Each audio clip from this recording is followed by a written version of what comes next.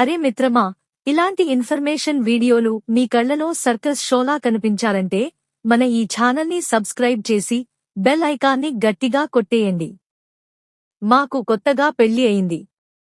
సెక్సులో పాల్గొన్నప్పుడు మొదటిసారి మా ఆయనకు చక్కని తృప్తి కలుగుతోంది. వెంటనే రెండోసారి చేయబోయేసరికి యోని లూజు అయిపోతుంది. దాంతో మా ఆయనకు అసంతృప్తిగా అనిపిస్తుందట. నాకు మాత్రం బాగానే ఉంటుంది. రెండవసారి కూడా రతిలో మా ఆయన నాతో పాటు తృప్తి పొందాలంటే ఏం చేయాలి? మీరు చెప్పిన సమస్య చాలా కొత్తగా పెళ్లైన దంపతుల్లో సాధారణంగా ఎదురయ్యే విషయం. మొదటిసారి సెక్స్ చేసిన తర్వాత యోని లూజుగా అనిపించడం అనేది ఎలాంటి జబ్బు కాదు. లైంగికంగా ప్రేరణ పొందినప్పుడు యోని కండరాలు సహజంగా వదులుగా మారతాయి మరియు ఎక్కువ ద్రవం వస్తుంది. ఇది శరీరం సెక్స్ను సౌకర్యవంతంగా చేయడానికి జరిగే సహజ ప్రక్రియ. కాని కొందరు పురుషులకు యోని లూజుగా ఉంటే తగిన ఒరిపిడి లేక అసంతృప్తి కలగవచ్చు. ఇది చాలా సాధారణం మరియు సులభంగా పరిష్కరించవచ్చు. మీరు రెండవసారి కూడా ఇద్దరూ తృప్తి పొందాలంటే కొన్ని సరళమైన మార్పులు చేసుకోవచ్చు. మొదటిసారి తర్వాత కాసేపు విశ్రాంతి తీసుకోండి. రెండవసారి ముందు ఫోర్ ప్లేకి ఎక్కువ సమయం ఇవ్వండి.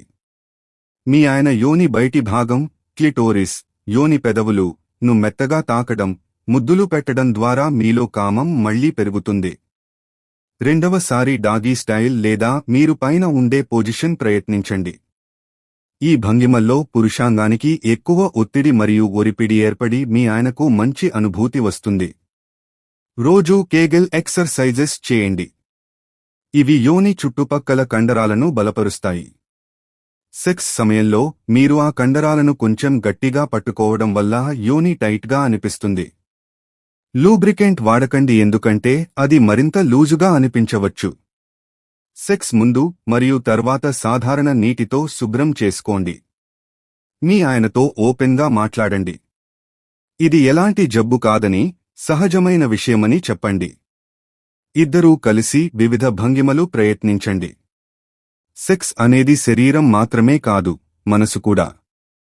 మీరు ఆయనను ప్రేమగా, ఆకర్షణగా చూడటం, మాట్లాడటం వల్ల ఆయన ఆనందం పెరుగుతుంది. కొన్ని రోజుల్లో ఇద్దరూ అలవాటు చేసుకుంటారు.